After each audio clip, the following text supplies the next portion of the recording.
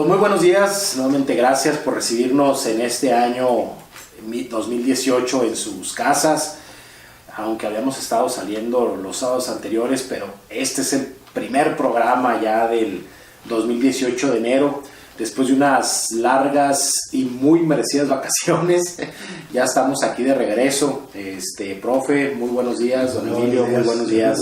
Y muy buen año, mis amigos. Sí, ojalá igualmente. Aquí hicimos unos pequeños cambios a nuestro set de grabación.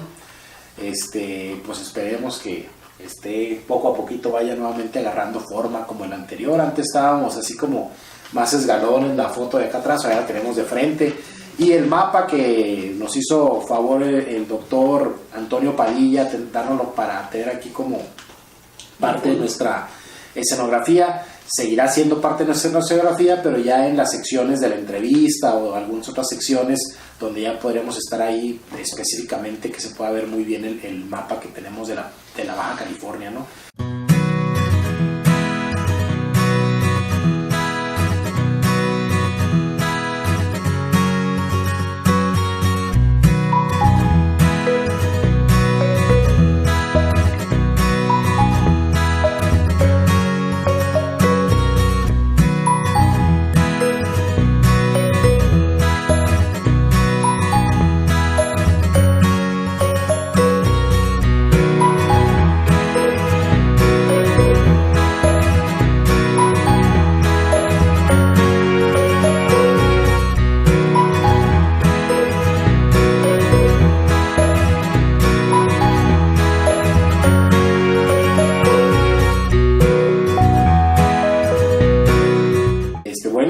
Aquí estamos regresando.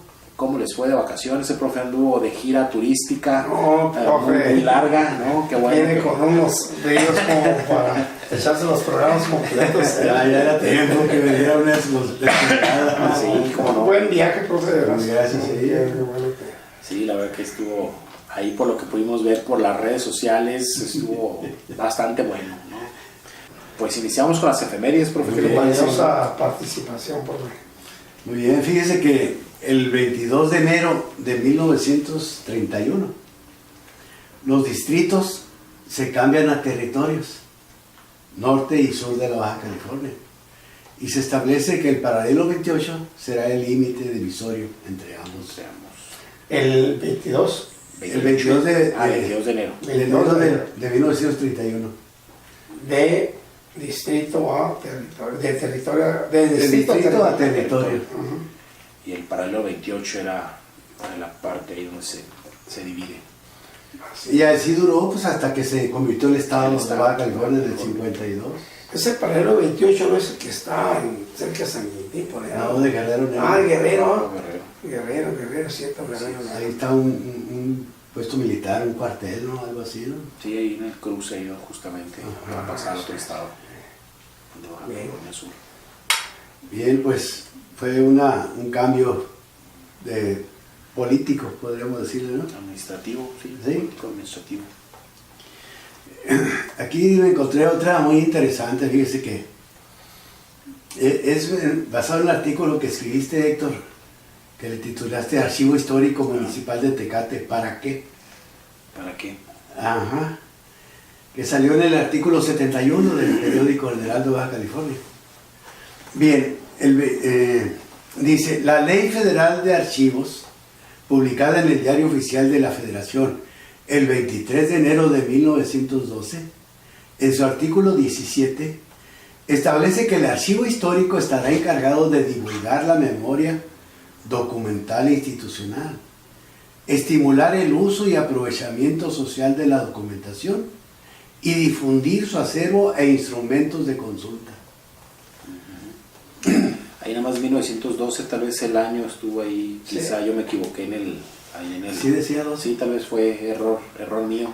No debe ser tan antiguo, debe ser mucho más reciente. No es reciente. Sí, pero bueno, lo que dice es correcto, ¿no? El año nada más ahí está, tal vez en la captura cometí el error, ¿no? Pero es más reciente, pero está vigente, ¿no? Sí, es lo que me interesa. El texto, todo eso está vigente. Sí, y bueno, justamente aquí lo interesante es que en el caso de los archivos históricos, pues efectivamente su función y para lo que están es para la divulgación, ¿no? Es decir, todo archivo histórico no tiene caso que acumule información y que tenga muy bien organizada su información, muy bien organizadas sus colecciones, si nadie las conoce y tampoco nadie las visita, y sobre todo si nadie las está consultando, ¿no? Pues ahí está. No, y otra cosa, quien en un momento dado tiene la responsabilidad, si no hay esa asistencia, es el encargado en un momento dado también de ponerle ganas en ese sentido. Para Sí, eso, pues para eso es el archivo. El encargado, El encargado. o quienes colaboren con él, pues de utilizar esa información y darla a conocer, ¿no? Es decir, ya sean artículos, en documentales, Así en es. cortos, en, no sé, habrá maneras de que darla a conocer qué es lo que hay, ¿no? Y utilizar esa información para hacer pequeños... Y muchas textos veces eso es precisamente, aunque no cabe en este caso, pero se le nombra también archivos muertos porque no hay movimiento, totalmente muertos, y precisamente la consulta y estar divulgando, propiamente los encargados o quienes lo consulten, son los que le dan vida precisamente a lo que tienen, a ese resguardo, vaya. Es eso. Fíjese que yo salí de la normal el 68 y a la hora de jubilarme ocupé unos documentos. Dije, y como yo estudié la normal en Hermosillo, pues allá voy a Hermosillo. Pues vean qué problema para dar con el archivo donde estaban mis documentos. Me traían de la seca a la meca. Hasta que por fin dimos que estaban en una secundaria, en un salón olvidado, que lo usaron como archivo. Y allá voy. Pues me dijo el conserje, ¿no? El que me llevó ahí, pues muchas cajas. Oiga, digo, pues yo no sé cómo le voy a hacer para encontrar lo suyo. Entonces ya empecé a ver las cajas y tenían por año. Pues agarré la del 68. Pues mire el 68. Ya lo desamarré, porque con mecates así, pues las cajas de cartón, ya los desnudé y ya lo abrí y estaban en orden alfabético, así que rápidamente, bobadillas, sale. Entonces... Pues le fue bien, profe, digo, dentro Sí, del cable, ¿en le fue serio? muy bien, porque estaban de alguna manera organizados. Imagínense tener las cajas allá apiladas sin años y revueltos los años y revueltos los alumnos, y hubiera sido... Ahí todavía estuviera ahí Sí, buscando. la verdad es que corrió con mucha suerte, que afortunadamente estaban organizados y cuando los pasaron de donde había sido a ese lugar, respetaron la organización, que no los movieron, que no ahí fragmentaron la información, ¿no? Fíjese que yo no sé por qué, pero a muy poca gente nos gusta la historia. Ahora que anduve por allá, por ejemplo en Puebla, vi una avenida muy de las principales de Puebla que se llama Juan de Palafox.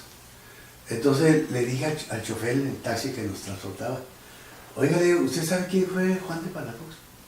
Fíjese, dice, yo diario paso por aquí, pero pues no, ni idea. ¿De veras? No, dice. ¿Usted sabe? Pues más o menos. A ver, platíquenos pues. ¿Quieren que les platique quién fue Juan de Palafox? Es bien interesante la historia de este señor. Este hombre, cuando estaba en el vientre de su madre, la señora se murió. Se murió la señora y pues ya la metieron, ya después que la velaron y todo, la metieron al ataúd. Entonces ya que le iban a cerrar, pues para llevársela a enterrar, uno de los sirvientes, porque esta señora había enviudado de un hombre muy rico, dueño de muchas haciendas y tierras y de todo. Era de los hombres más ricos. Entonces ella quedó viuda y se convirtió en la mujer más rica de Latinoamérica. Era la más rica allí en Puebla. Entonces, uno de los criados, pues vio que le iban a enterrar con un anillo, pero de brillantes o no sé, pero muy costoso. Y al criado se le hizo fácil quitárselo. Pues esto ya la van a enterrar, pues bien. Bueno, pues ahí estuvo, como estaba rígido el dedo, pues no le podía sacar el anillo. Y ahí estaba tallando, y tanto le estiró el dedo que revivió la señora. Yo he sabido, y hace muchos años alguien me platicó, que cuando alguien le da se muere electrocutado, Dicen que hay que jalar el dedo del corazón, que viene siendo este, que es donde él traía, la señora traía de niño. Entonces también hay que jalarle la lengua a los electrocutados. Entonces este señor, al estar jalando el dedo, que es el dedo del corazón, pues revivió la señora. Entonces el criado se asustó, dijo, me va a mandar matar porque le quise robar. No, al contrario, la señora lo recompensó muy bien al sirviente. Entonces, pero estaba embarazada. Entonces el niño nació. Y como la señora siempre le inculcó al niño de que él vivía por la gracia de Dios, porque pues por aquel hecho él había, si no lo hubieran enterrado junto en el vientre de su madre. Entonces, le inculcó mucho la cuestión de religiosa. Entonces él, en cuanto tuvo oportunidad, se metió a un convento y ya ordenado sacerdote y todo, le tocó en aquellas épocas, estoy hablando de 1700 y fracción, le tocó ser el primer arzobispo de Oaxaca. Entonces allá hizo muchas obras, muchas de la iglesia, pues muchas cosas. Y luego bien, la iglesia, viendo pues el empuje que tenía, entusiasmo, porque a todo, así como el padre Sánchez Mellón, muy activo, entonces lo mandaron a Puebla. Lo mandaron y ahí hizo mucho, había muchas bibliotecas, muchos conventos, hizo una labor pero humanística, pero muy loable. Entonces por eso pasó a la historia, pues, por ser un emprendedor de cosas religiosas. Y me llamaba la atención. Y yo de adrede le preguntaba, por ejemplo, también le pregunté al que nos atendió en el hotel, oiga, digo, yo vi ahí que Juan de Palafox, ¿usted sabe quién fue? No. y nadie me supo decir, yo nomás por curiosidad. Pues lo mismo pasa por aquí, es decir, si le preguntamos a la gente, hasta en lo personal, igual unas calles con nombres, sobre todo si nos vamos a las colonias, ahí pregúntenme quién es fulano de tal de una calle, no tengo idea, y seguramente gente que iba ahí, que de su dirección ya tenga 20 años viviendo ahí, 30 años viviendo ahí, le pregunto quién fue este personaje, seguramente usted no sabe, ¿no? O sea, no, así somos, digo, de repente... Así es la nomenclatura, yo ahora que estamos en la comisión me doy cuenta de tantas barbaridades, ¿no? Pero en fin, adelante, programa. Está muy buena. La verdad que fuera del programa, eso que estabas diciendo, vale la pena. Qué buen comentario. Para los que vayan a Puebla, ya saben. Ya entendí, hay que ir. La siguiente, este también es un artículo tuyo, Héctor. Dígame qué prolífico. Historia de Tecate. Pues no me está leyendo ahí. En la historia de Tecate, sí, dice... José Matías Moreno. Me va a tener que aumentar el sueldo, profe. No, me tienes que dar una comisión. La comisión.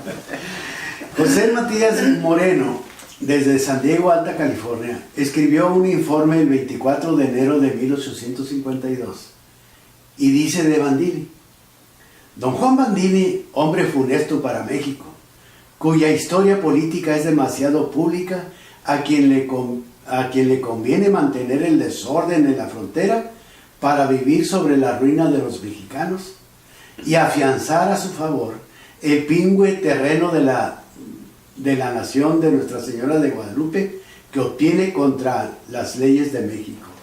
Como que no la llevaba muy bien, ¿no? No la llevaba muy bien. Bandini. Sí, al parecer no se cae. Bueno, la verdad, una de las cosas es que José Matías Moreno nunca le perdonó por ese escrito que da a conocer por lo siguiente, por haber participado cuando la guerra México-Estados Unidos. Esa es una. Pero hay algo muy interesante. Las tierras de Valle de Guadalupe fueron dadas por el gobierno mexicano. Me tocó a mí en suerte tener en mis manos precisamente el documento de esa fecha, leerlo y se le otorgan a Juan Bandini las de Valle de Guadalupe. Lamentablemente el museo ese se cerró, pero ahí estaban los documentos. ¿Cuál museo? Allí en Valle de Guadalupe. El que estaba, el que había construido. Ahí estaba el documento, me tocó mirarlo, me tocó mirar. Ahí precisamente también fue donde encontré lo escrito, eran documentos primordiales, hago la aclaración, y yo tuve la fortuna que la persona me los prestó para leer. Digo, no, pues hay que leerlos, ¿no? Y me puse a leerlos ahí. Vi también lo de los famosos Hal-Neal, de una manera muy amplia, todo el material que tenían dedicado a Hal-Neal. Entonces, ya ves que fue un hombre que participó mucho en esa misión. Pero eso fue el asunto de Juan Bandini, ¿no? Fue uno de sus errores, vamos a decirlo así.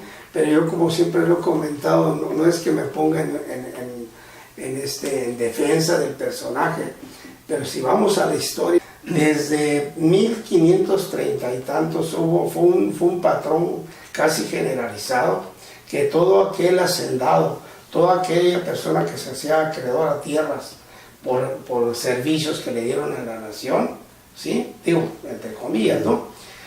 Ellos tenían imagino, hay por ahí un libro de la conquista de México, donde habla precisamente, y también de la conquista de Michoacán, donde dan a conocer cuando Hernán Cortés llama precisamente a todos los beneficiados que se concentren en México capital, así me había escrito, y que se concentren porque tiene temor de un alzamiento de los indígenas. Entonces a eso se debe que los grandes latifundistas de aquellos años se concentraban en ciudades y tenían sus ayudantes en el predio. Fue lo que le sucedió a Juan Bandini. Si no lo explotó él, si hay testimonios, si hay documentos que nos hablan que sí trabajó en el rancho, sí lo hizo trabajar, y ahí están los documentos en San Diego, y hay bibliografías también que se pueden consultar, el pie de ganado que le dan para que lo trabaje. Es más, el documento ese que hace 2 o 3 años acaba de caer a mis manos, también nos da un testimonio excelentísimo, ¿no?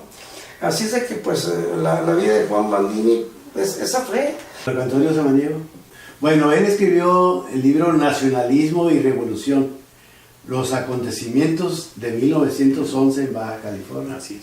Fíjense lo que dice en la página 188. El 24 de enero de 1911, el Calexico Daily Chronicle publicó acerca de la llegada de un grupo armado la tarde del día anterior. O sea, desde el 23 de enero empezaron a llegar las fuerzas que participaron. Esto, yo me imagino que es en Mexicali, porque sí. Ahí mismo en esa página dice, en la nota correspondiente se aseguró que las autoridades mexicanas pasaron documentación y cosas de valor al lado estadounidense. Yo lo puse porque, lo menciono porque algo similar pasó en Tecate. Así es. La gente se fue a campo. Así es. Sí, para evitar... Pues, sí, y está muy cercana la fecha en días, porque precisamente la toma de Mexicali fue el 29. El 29, sí. Y ya previendo, digamos, un problema a esa documentación de importancia, por eso se fueron allá. Sí. Nada más que Tecate fue en el mes de marzo, ¿no? Sí. 12 de marzo. Sí, cuando la batalla de Carrizo. La batalla de Carrizo, sí, el 12 de marzo, y los participantes, los protagonistas, ¿no? de la caravana en carreta, a pie y todo eso para pasar. Inclusive hay actas de nacimiento, de esas fechas de gente que nació allá. Por eso, ¿no? Sí, es interesantísimo. Por decir algo, estaban exiliados, ¿no? Así por decir es, algo. sí. Y era el lugar más seguro y más poblado en aquel entonces. Pues acuérdense desde la llegada de los hermanos Gasky, ¿no? En el 1864-65, que venían de Texas. Inclusive a ese lugar se le llamó el Pequeño Texas. Así es. Pequeño Texas. Así es. Que no es más de que la ranchería de Milcuatay. Sí. Tan sencillo. Ahora estoy dejando hablar a Emilio porque ya me llegó la queja que andan diciendo que no lo dejo hablar, entonces... Sí, no, por cierto que es que bueno, hombre, Héctor. Oye, pero aquí hay dos cosas. Resulta que una vez le comentaron a Héctor, oye Héctor, pues no te deja hablar don Emilio cuando estábamos. Y ahora el sábado fue una persona y dijo, oiga don Emilio, pues nosotros tenemos ganas de mirarlo, escucharlo, ¿no? Pero no lo dejaron, no le dije. Están quebradas. Es que se lo está cobrando. Vamos a ir, no, pero Héctor trae un tema muy bueno, ojalá un día lo lleguemos a tocar. El tema de las numismáticas, nos trajo unos ejemplares muy interesantes. Adelante. Bueno, adelante, profe, ahorita. Bueno. Aquí hay una efeméride desde un poco más atrás. Fíjese que hace poco vino un historiador de una persona que se dedica a la historia en Ensenada. Vino a presentarse con un grupo, no sé si los madrugadores o los otros, el 21, no sé cómo se llama. Vino a dar una conferencia. Entonces, yo le había encargado unos libros a él porque en un foro del patrimonio, ahí nos tocó sentarnos juntos y me dijo que él tenía libros escritos. Oye, le dije, pues yo te los compro, los que tengas. Ah, bueno, entonces me los trajo ese día. Me mandó llamar que me traían los libros. Ah, pues muy interesantes los libros, ¿eh? Todavía no los alcanzo a leer todos, pero con este empecé. Y me llama mucho la atención porque trae datos muy interesantes. Por ejemplo, el libro se llama Memoria 2003, Seminario de Historia de Baja California, Asociación Civil, 12º ciclo de conferencias, Ensenada, Baja California, y luego viene la página 270. Pero ahí viene un artículo, son como antologías. Ah, pues aquí viene un artículo que escribió Leonor Gómez Híjar. Es que lo tituló Antonio L. Sosa, Vínculos Familiares. Entonces las efemérides que yo saqué de ahí, dice, Antonio L. Sosa tomó la determinación, sin previo juicio, de mandar fusilar a una supuesta gavilla de bandidos, mismos que fueron ejecutados el 25 de enero de 1871 en Real del Castillo. Yo seguí leyendo y resulta que por eso, por ese fusilamiento de esa gavilla, lo llamaron a cuentas porque ni siquiera, dice allí, sin previo juicio, O sea, sí. nomás un juicio sumario, como dice. Y entonces, se lo llevaron preso, vinieron por él y se lo llevaron a La Paz. Y allá a él sí le hicieron juicio. Pero pues él se defendió, dijo que era una gavilla de rateros que no merecíamos que la muerte, así que pues él tomó esa medida, pero como una medida que ya los pobladores de Real Castillo no se aguantaban, y se defendió bien y lo dejaron libre. Pero aquí viene ese efeméride, y está interesante porque pues en aquella época, fíjense, Real del Castillo tiene su acta de nacimiento el 2 de octubre de 1872, y aquí estamos hablando de enero de 1871, o sea que todavía ni siquiera era como ni siquiera poblado, ¿no? Una ranchería Tal vez ahí, sí, una ranchería, casitas todavía los desperdigadas. padres estaban en Santo Tomás, ¿no? Sí, así. Estaban en Santo Tomás. Sí. Ya cuando nace Real de Castillo es cuando cambian los poderes acá, y en el 82 ya los cambian en Senado, en el 1882. Pero sí le tocó eso a este personaje. Yo he leído algo al respecto de eso, y precisamente en documentos primordiales hay unas cosas muy interesantes. Y le rasguñaron, inclusive esa famosa gavilla pasaba para Estados Unidos, pues ya los tenían sobrados, hacían sus fechorías, dice así, ¿no? Aquí en México se iban para allá, inclusive también dieron parte a autoridades de Estados Unidos para deportarlos, quienes eran, ¿no? Oye, Emilio, pero también sucedía la inversa. Sí. Gavillas de por allá de Estados Unidos venían a México. Sí, también, ¿no? Sí. Pues también hay conocimiento. Son las ventajas de estar en frontera. Así es, inclusive ese grupo tengo entendido, fueron los que le dieron muerte a la familia Sampe en la posta de Cancio, de ahí de Valle de las Palmas, precisamente porque este señor Sampe, digo, de extranjero desde luego, ¿no? Ahí era donde llegaban las carretas, ¿no? Y todo tipo de tránsito de aquel entonces. Sí, y entonces y se le pagaban pues con polvo, ¿no? De oro, tengo entendido, ¿no? Eso y precisamente fueron las razones por las que, según un documento, ¿verdad? Por eso lo mataron, pero fue esa gavilla también famosa, ¿verdad? Parece que tengo entendido también. Hacían desorden y medio, ¿no? Pero está muy buena la efeméride. Sí. Es interesante. Bastante. He encontrado muchas. Yo voy ahorita en la 2002, ya terminé la 2003 y estoy en la 2. Pero a cual más de bien interesante, todavía me faltan otros 2 libros. Sí, una buena Fuente. impresiones de las memorias. Creo que ya las últimas no se han impreso. Aquí hay otra. Esta efeméride la escribe Lawrence Douglas Taylor Hansen.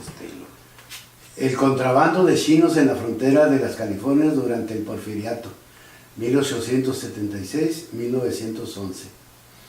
Lo editó el Colegio de la Frontera Norte. Dice, durante un tiempo, esta efeméride es del 25 de enero de 1892. Durante un tiempo, las autoridades de inmigración estadounidenses, con un personal muy limitado, encontraron difícil vigilar la extensa frontera entre Yuma y la costa, sobre todo por las numerosas barrancas y zanjas en la región de Tijuana, que ocultaban los movimientos de los contrabandistas. En otras, yo he visto que dicen Tijuana y Tecate. Sí. Pues ya ves cómo está ahí accidentada. Sí. Es que eran bien aprovechados por los contrabandistas en esa época. Sí. Muy bien, pues ahora sí, en este último bloque, don Emilio, ¿qué nos traía para que era muy ad hoc a la fecha? Sí, precisamente pensando en el mes que está corriendo, ¿verdad? Me acuerdo que me llamó mucho la atención hace muchos años investigar lo que es la evangelización en Tecate, ¿no? A mí me hablaban de algunos sacerdotes y ponían en primer término al padre Socorro Pérez, José Socorro Pérez. Pero alguien por ahí me decía, no, es que no fue él. Inclusive hace poco todavía me hablaban de un Guadalupe, que había sido un sacerdote en Tecate, pero no, ya a raíz del interés y que no encontraba, pues unos decían una cosa en las entrevistas, otros otra, y en fin, pues me di cuenta que el padre Modesto Sánchez, a quien se le debe, porque y vaya, me voy a aventurar así a decir esto, porque el padre, nosotros tenemos al padre Modesto Sánchez Mayor, nacido en Jalisco. Veo que cuando llega el padre, siempre andaban juntos, el padre Modesto Sánchez con el Felipe Torres Hurtado, ¿no? Que fue también uno de los evangelizadores precisamente en Tecate. Pero curiosamente me encuentro yo un material que el padre Felipe Torres Hurtado no concretó con su trabajo. Fue un talonario, es lo que yo le llamé la evangelización itinerante. Encontrando ese material me doy cuenta que él nunca utilizó un libro en Tecate.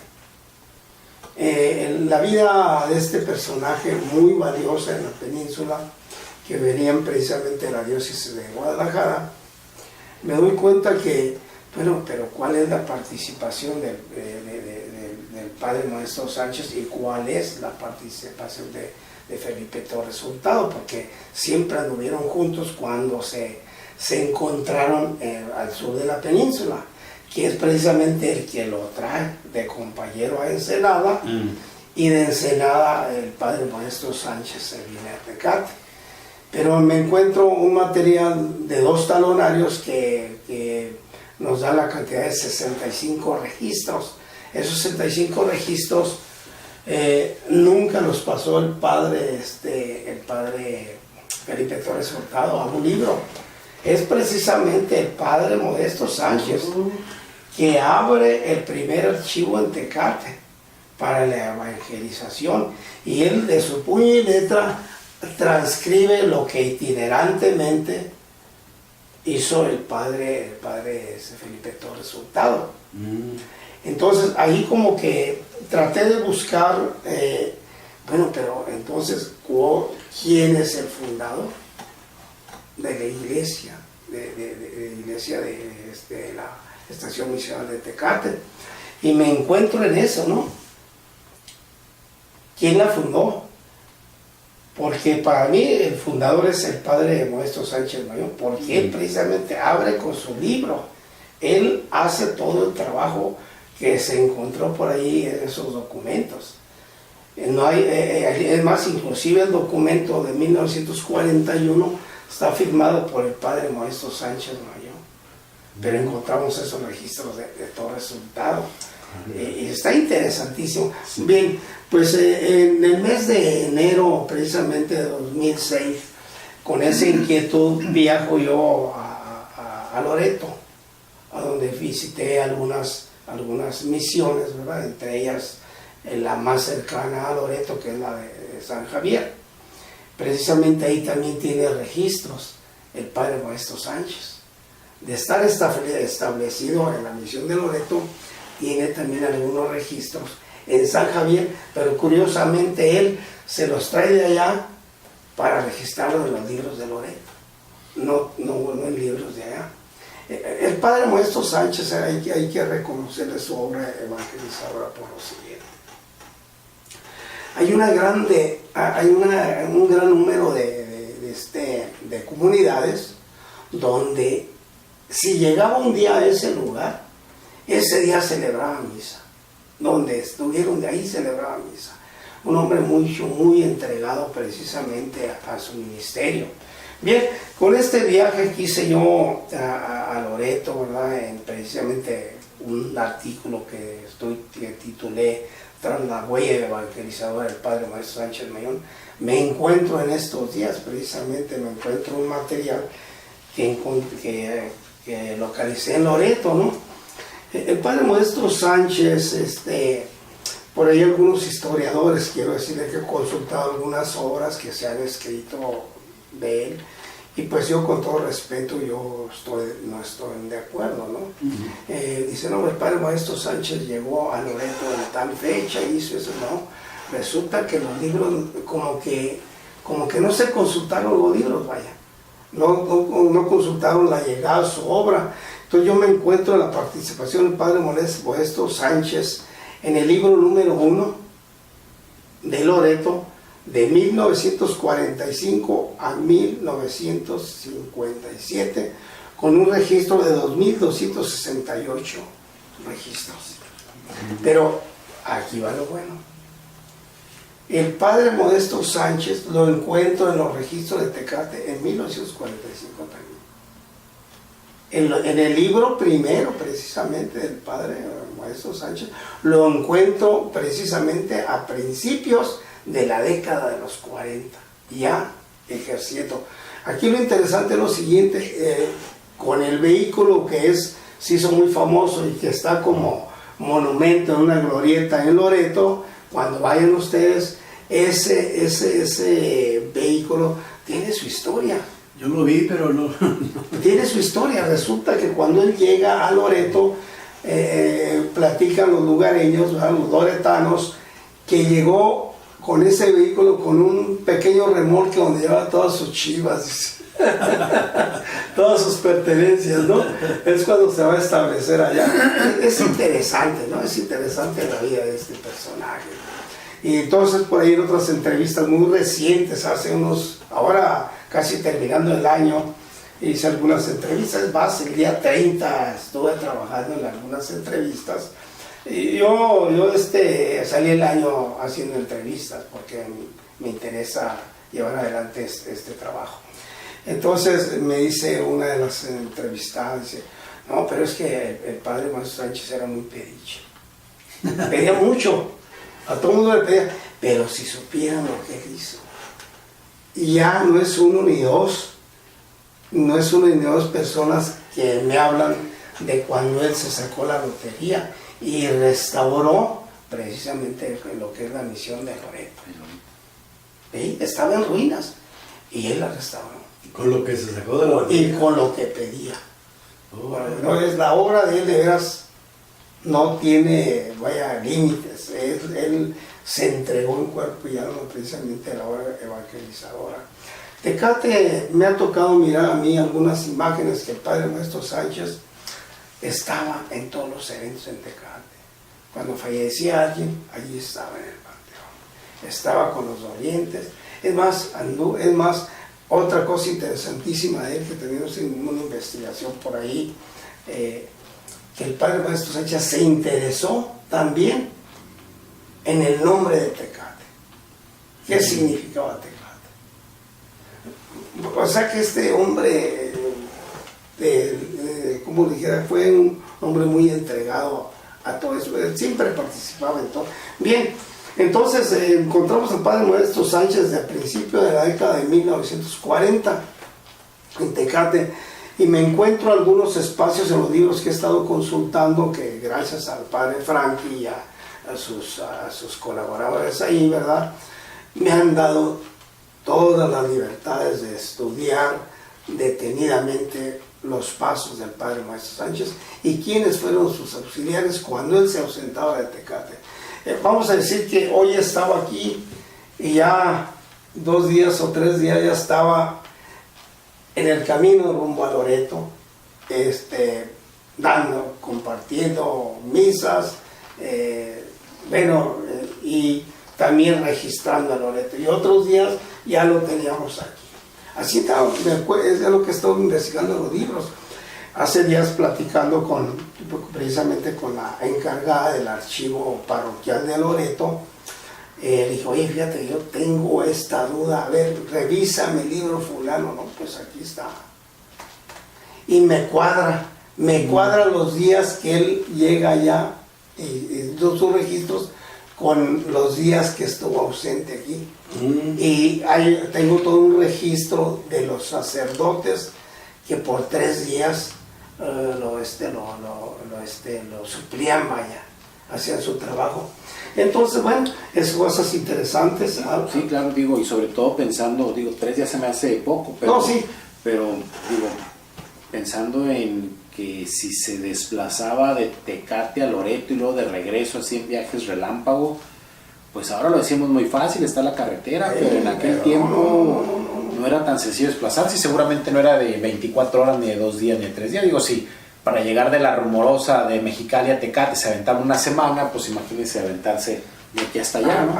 Hay un registro de La Rumorosa a Tijuana, por ahí hay unos documentos que ya nos hablan cuánto hacían, ¿no? Inclusive tenemos la entrevista con el señor Esquer, que cuando sus camiones fue entre los primeros camioneros que jalaba la cerveza mexicana y también Brasil. Hay mucho testimonio de personas que llegaron por Mexicali para acá, ¿no? Entonces, hay quien nos cuente cómo pasaban ahí por el tiempo que hacían para pasar por la Salada y luego subir La Rumorosa. Era en realidad toda una travesía, toda una aventura. Solamente Mexicali y Tecate, ¿no? Imagínense ahora viajar desde aquí hasta Loreto, pues seguramente que era un viaje. Bueno, hablábamos de 3 días, ¿no? Muchas de las veces el padre no se iba a Loreto, sino que hacía viajes cortos, porque se le encuentra inclusive él duraba algún tiempo también aquí en Tanamá, con los Cuellar. Los Cuellar, que eran los dueños precisamente del rancho San Lorenzo. Sí. Hay mucha... Es más, ese rancho era el que le fabricaba el vino precisamente para sus celebraciones de consagrar. Sí, así es. Hay unas cosas interesantísimas, ¿no?, que hemos logrado investigar precisamente para este trabajo del Padre Nuestro. Bien, tenemos el número 2 de 1957 a 1968, 1935 registros. El número 3 de 1968 a 1973, 1200 registros. El número 4, 1973 a 1980, 1791. Entonces, eso es en cuanto a lo que logré hacer en el mes, en los días que estuve trabajando en Loreto, en los libros. Ahorita estamos cotejando con precisamente la persona que está a cargo del archivo parroquial para ver si ya salimos de acuerdo en uno, es muy interesante. Entonces, pues sí, parece que... Pues ahí me surgen otras dudas, es decir, no dudo que él haya viajado de Tecate a Tijuana, digo a Loreto. Mi pregunta es, bueno, ¿cómo es que si estaba encargado allá o celebrando allá y acá también, o había una gran escasez de sacerdotes? Porque además seguramente son, digo, desconozco, pero seguramente corresponden a diócesis distintas, o no sé si sería la misma diócesis, pero además es descabellado pensar que a un mismo sacerdote le encarguen lugares tan distantes, ¿no? O sea, ahí me surgen otras dudas, es decir, no sé ahí cómo lo manejarían y bajo qué términos, porque volvemos a lo mismo. La manera de trasladarse y el tiempo que se hacía, pues no eran enchiladas, y ahora nos aventamos 24 horas, pues antes eran semanas, y no me atrevo, o sea, de viaje, pues, ¿no? Pero vaya, ahí está, hay una cosa interesante, hay que recordar que, no me acuerdo en qué año, ya cuando surge el problema en Estados Unidos,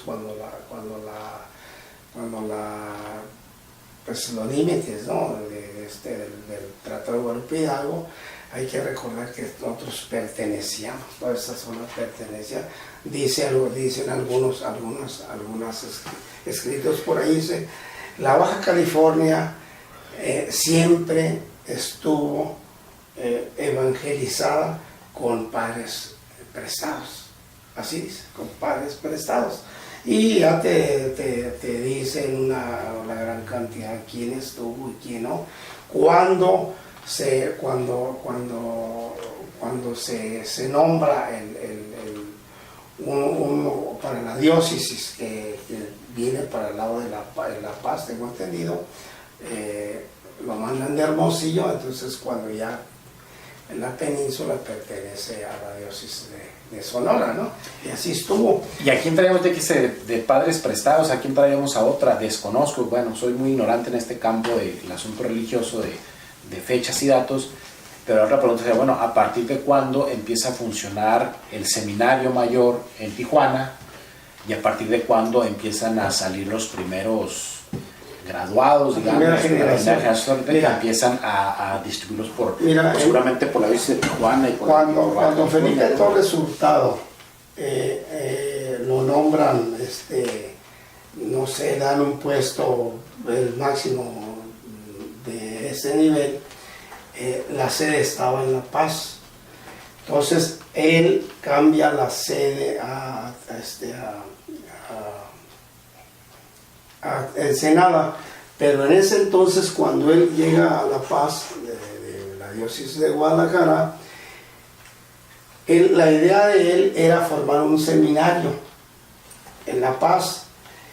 Sin embargo, él cambia la sede de Ensenada y es donde surge precisamente el primer seminario, ¿sí?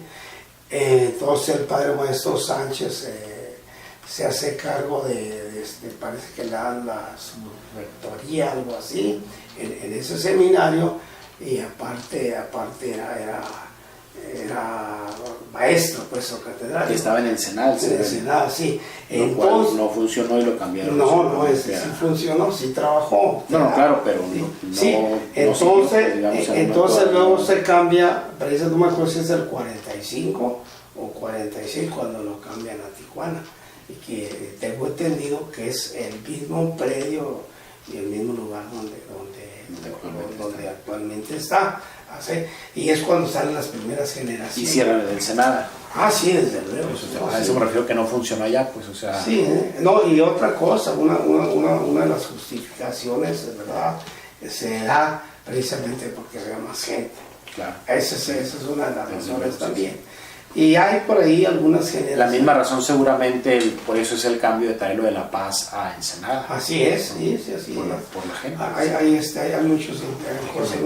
Bien, pues eso ya lo van a mirar en el artículo. Sí. Bien, pues ahí llegamos a 1791 de 1973 a 1980, el libro número 4, hay que ver si hay algo más, todavía no sabemos, pero de matrimonios, ¿verdad? Que es de 1946 a 1977, con 1164 matrimonios. Al padre Modesto Sánchez nada más le corresponde 1150 matrimonios. Hubo quienes hicieron 14. No sé quiénes serían los sacerdotes en esos años. Bien, pues el 30 de noviembre de 1977, el padre Modesto Sánchez hizo su acta de matrimonio, la última acta de matrimonio, según el libro número 1, de 1977, 30 de noviembre de 1977. Así es. Y pues yo quiero de veras agradecerle a todas estas personas de Loreto, por ejemplo a Vanessa Villegas Romero, que es la que me está ahorita ayudando en estos trabajos para cotejar el material investigado en esas fechas, y a ver si salimos de acuerdo, ya parece que las cosas van bien. Y en este caso a don Rómulo Fernández, ¿verdad? Un personaje loretano también, que me brindó la oportunidad de alguno de sus materiales. Le agradezco mucho. He tenido la oportunidad de comunicarme con él. Está muy interesado en volver a que alguien retome este trabajo. Y claro, con algunas otras agregaciones que se le está haciendo a estos trabajos. Y pues al trío Los Arce, unos hombres que uno de ellos está en el coro precisamente de la iglesia de Loreto.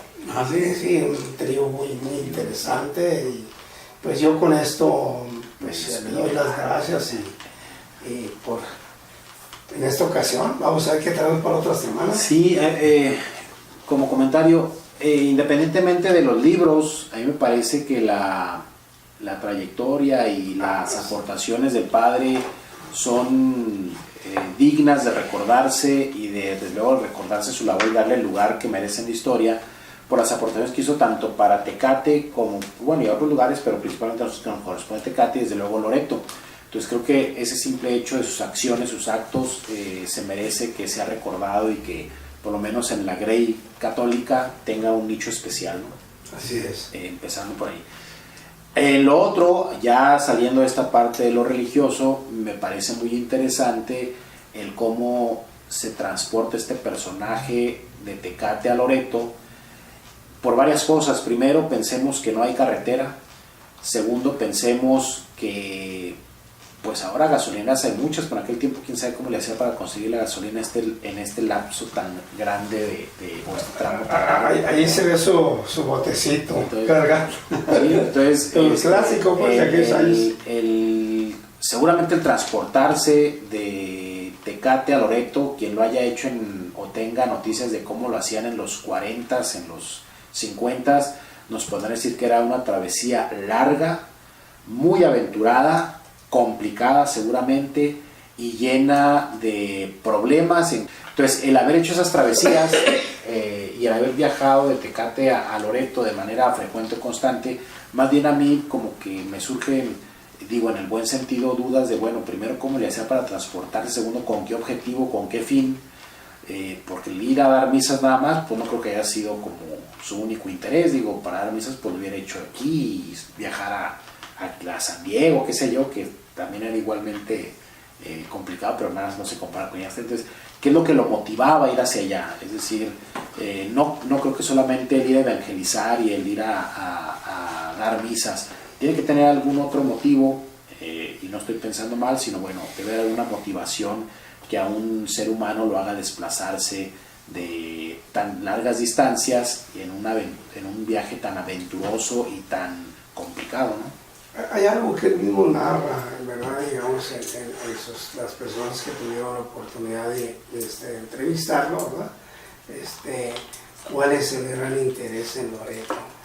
Primeramente, él su entrega, porque inclusive hay unas palabras que ahorita de momento se me olvidan, pero te das cuenta cuando tú lees eso de caray, pues era demasiado el amor que le tenía a su ministerio, y es algo que él, cuando él le inspiró tristeza, ver un recinto católico en ruinas, y se echó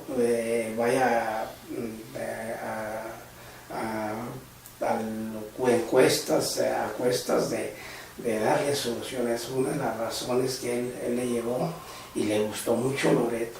¿Sí? Insisto, no es tanto que se haya hecho, no. Ahí no, ya como dice, los papeles hablan. Así es. Pero la motivación es lo que me llama. Sí, es interesante. Pero bueno, el tiempo se nos terminó, lo dejamos aquí, nos vemos con otro tema la próxima semana. Gracias por habernos acompañado, gracias a California Medios por el espacio, desde luego a Rubén Amavisca, que está atrás de cámaras, y bueno, don Emilio, profe, buen fin de semana, nos vemos la próxima semana. Muy bien, pues adelante, amigos.